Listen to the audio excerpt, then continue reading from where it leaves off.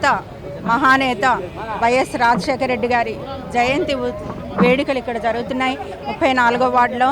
మరి ఇక్కడికి విచ్చేసిన వార్డు నాయకులకు, కార్యకర్తలకి అందరికీ కూడా పేరు పేరున ధన్యవాదాలు తెలియజేసుకుంటున్నాను. అలాగే మీడియా మిత్రులకు కూడా ధన్యవాదాలు తెలియజేసుకుంటున్నాను.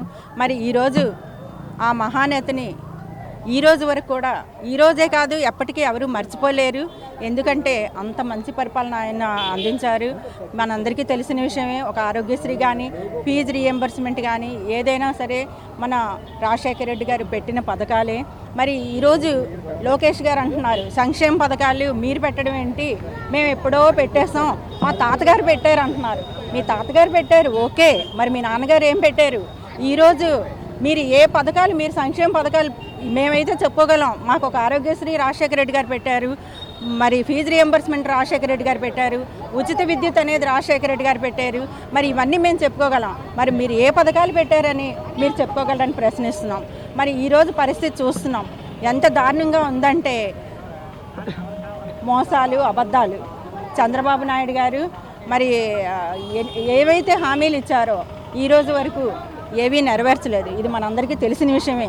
ఏమంటే అంటున్నారు మేము గ్యాస్ సిలిండర్లు ఇచ్చాం, అమ్మఒడి ఇచ్చాం, తల్లికి వందనం ఇచ్చామని. గ్యాస్ సిలిండర్లు ఎవరికి ఇచ్చారు మీరు? ఈ రోజుకి సంవత్సరం మీకు పూర్తయింది, మీరు ఇస్తామన్న 3 సిలిండర్లు ఎక్కడ? మీరు అమ్మఒడి కానీ, అలాగే మా రాజశేఖర రెడ్డి గారు ఈరోజు మేము ఈ రోజు వరకు చెప్పుకోగలుగుతున్నాం ప్రతి ఒక్కరం కూడా, ఆరోగ్యశ్రీ అని, ఫీజు రింబర్స్మెంట్ అని. మరి మా జగనన్న ఈరోజు మీరు ఇస్తున్న తల్లికి వందనం ఎవరు పెట్టింది? ఈరోజు మీరు ఇస్తామన్న 1500 మహిళలకు ఇస్తామన్నారు, అది ఎవరు పెట్టింది? ఈరోజు మీరు ఇస్తామంటున్న పథకాలన్నీ మా జగన్మోహన్ రెడ్డి గారు పెట్టినవే. కానీ ఆయన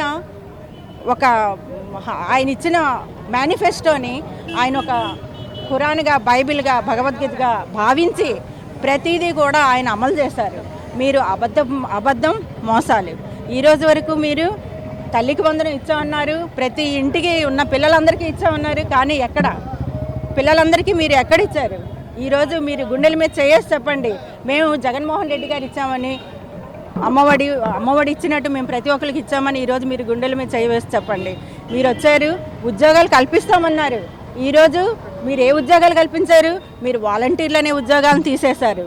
మీరు ఈరోజు ఎండిఓని తీసేశారు. 20,000 మంది రోడ్డున పడ్డారు. ఈరోజు వాలంటీర్స్కి మోసం చేశారు. 10,000 రూపాయలు ఇస్తామని చెప్పి వాళ్ళకు ఉద్యోగాలు లేకుండా చేశారు. ప్రతి ఒక్కటి మోసమే. మీరు చేస్తున్నది ప్రజలకు మోసమే చేస్తున్నారు తప్ప పరిపాలన అనేది చేయట్లేదు. ఇక్కడ మీ పరిపాలనలో ఈరోజు ఖచ్చితంగా ప్రతి ఒక్క మహిళ కూడా బాధపడుతుంది. ఎక్కడ చూసినా మర్డర్లు, మానభంగాలే జరుగుతున్నాయి. మీరు ఎక్కడ పనిచేస్తున్నారు? కాబట్టి ప్రతి ఒక్కరు కూడా ఈరోజు వరకు రాజశేఖర రెడ్డి గారిని గుర్తుంచుకున్నారంటే కారణం రాజశేఖర రెడ్డి గారు చేసిన సంక్షేమ పథకాలు, అలాగే జగన్మోహన్ రెడ్డి గారు చేస్తున్న సంక్షేమ పథకాలు. మరి ఏ విధంగా తప్పు జరిగిందో తెలియదు, కానీ జగన్మోహన్ రెడ్డి గారు సీఎం అవ్వాల్సింది కాలేదు. కానీ ఖచ్చితంగా మేము 29లో ప్రజలందరూ ఎదురు చూస్తున్నారు. మీ పరిపాలన సంవత్సరంలోనే మొహం మొత్తేసింది.